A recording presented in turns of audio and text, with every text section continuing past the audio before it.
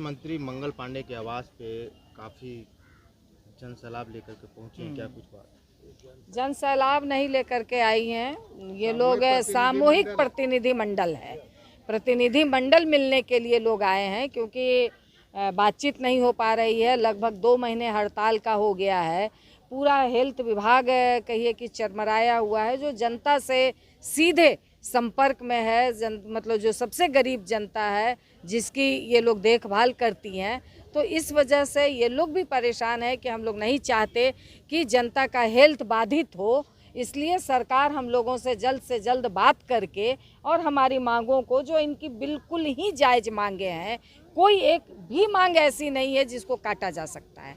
नहीं तो आप ही बताइए, सब लोग हम तो पहले से जानते हैं, क्योंकि हम लोग आशा आंदोलन में को देखे हुए हैं। इसके साथ एनएम आंदोलन को हम लोगों ने देखा हुआ है, एनएम के काम को हम लोगों ने देखा हुआ है कि किस तरह से, मतलब जब हम लोग प्रत्यय अमृत से बात कर रहे थे तो वो कह रहे थे कि आपदा के समय ये लागू नहीं हो सकता है, मगर आज के डेट में बिहार में कोई आपदा नहीं आया हुआ है।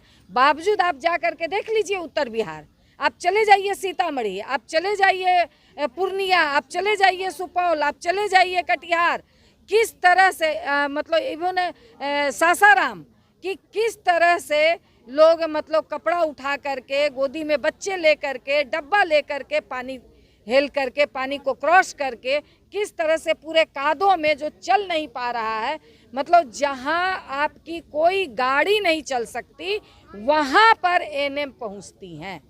ये मतलब कि कह लीजिए कि स्कीम वर्कर का, एनएमओ का ये योगदान है हेल्थ विभाग में। इनके बल पे सरकार मेडल जीतती हैं, मेडल मिलता है सरकार को। मंगल पांडे जी जो देश और विदेश जा कर के मेडल लेते हैं, किनके बल पे मेडल लेते हैं? इन्हीं के कामों के बल पे मेडल लेते हैं। और आज सुबह से ये लोग इनके आवास पे सामूहिक प्रतिनिधि मंडल मिलने के लिए आई हुई हैं, और उनके पास पटना में रहते हुए समय नहीं है कि हम आ करके इनसे 2 मिनट 2 शब्द बात कर लें।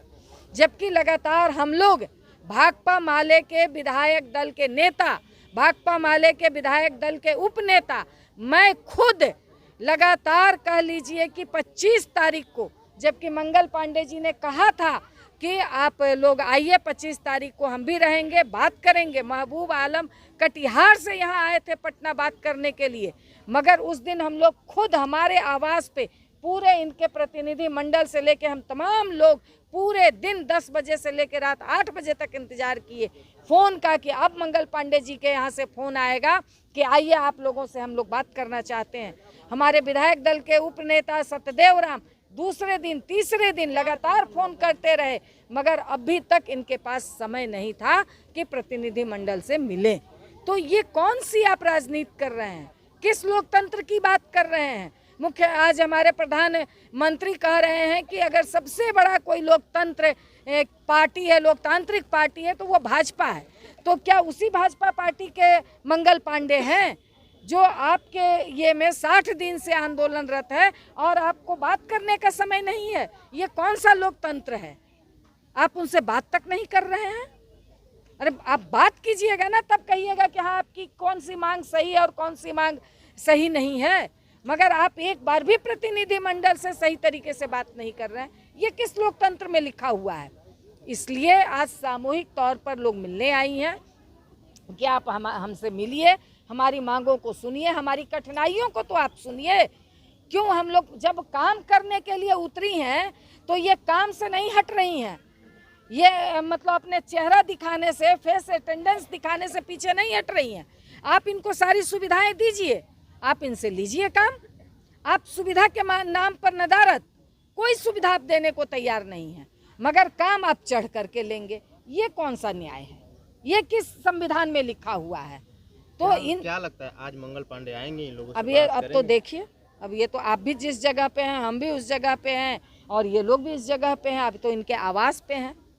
मतलब मानवता तो यही कहता है कि आप 10 मिनट के लिए भी आ जाइए और आकर के आप इनसे बात कीजिए। दीदी, महिलाओं को लेकर, महिलाओं की सुरक्षा और सम्मान को लेकर कुछ लगातार इनके महिला कर्मियों के साथ आप जान नहीं रही हैं, आप जान रहे हैं कि आज कोलकाता में जो एक मेडिकल स्टूडेंट के साथ किस तरह की जघन्य और बर्बर घटना घटी, उसको लेकर के पूरा देश परेशान है। और ये बहनें जब 5 बजे आप कहते हैं कि आप फेस अटेंडेंस दिखाइए, तो वहाँ से जब इसको 15 किलोमीटर अपने आवास निवास स्थान पे आना होगा, जहाँ कोई साधन नहीं है, पहाड़ पे चढ़ती हैं, अधौरा पहाड़ से लेकर के रोहतास के पहाड़ों पे चढ़ती हैं, वहाँ से ये कैसे नीचे आएंगी और इसकी सुरक्षा की कौन सी गारंटी होगी? ये तो बता दें मंगल पांडे जी।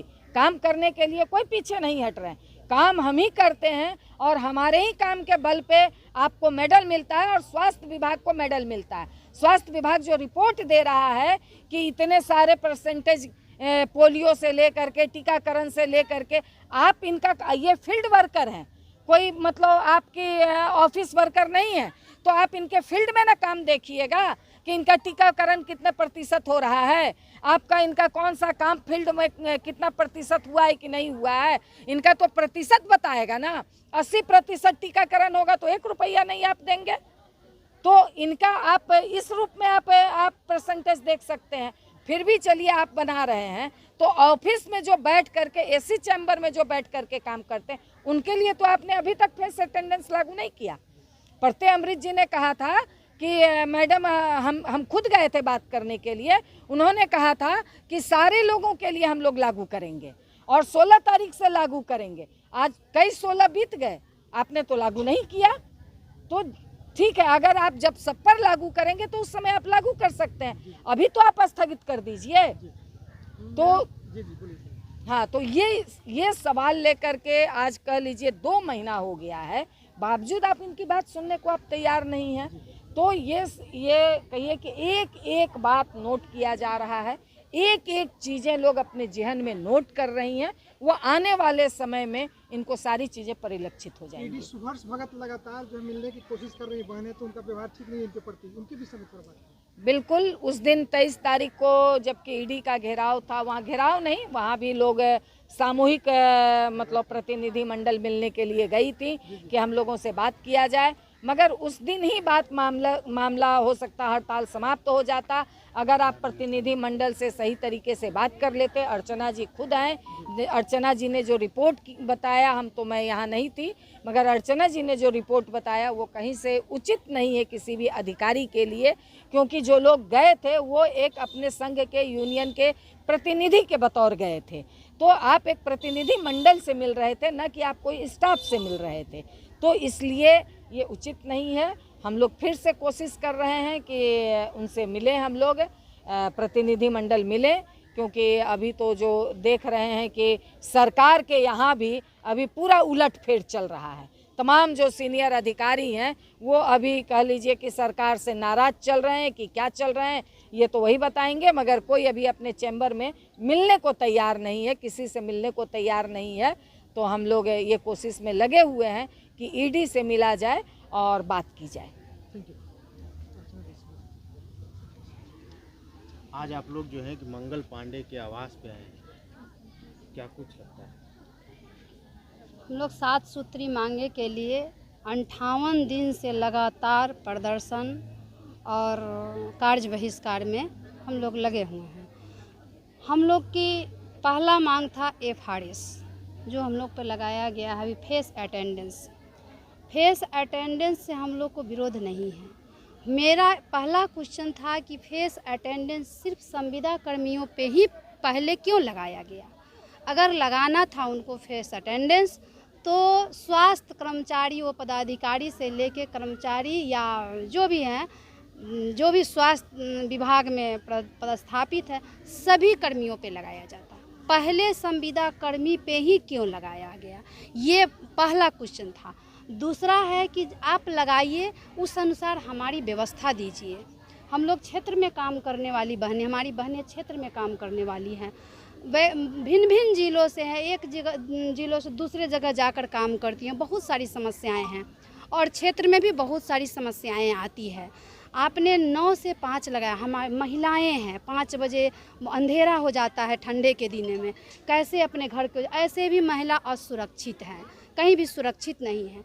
जब आपके अधीन हम काम करते हैं तो आपका एक अंग है क्या हमारी बात को अगर आप नहीं समझते हैं, नहीं हमारे बारे में सोचते हैं, तो फिर हम किसके पास जाएंगे? हम तो अपनी फरियाद आप ही से सुनाएंगे। जब आपके पास आते हैं तो आप भी सुनने को तैयार नहीं है, तो हम लोग कहाँ जाएं?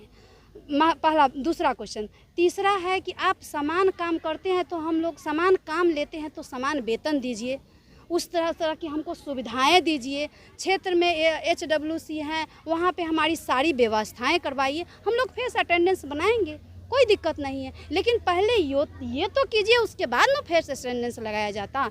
हमने ये क्वेश्चन हम अपने ED सर से बोले थे कि सर फेस अटेंडेंस से हम लोग को कोई विरोध नहीं है, विरोध इस चीज़ है कि आप उस तरह का सुविधा मुझे नहीं दिया है। जैसे तैसे हमारी बहनें क्षेत्र में काम करती है, ऐसे ऐसे जगहों पर काम करती है जहाँ कुत्ता नहीं बैठ सकता है, वहाँ हमारी बहनें काम करती हैं। क्या आप इस चीज़ को नहीं जानते हैं?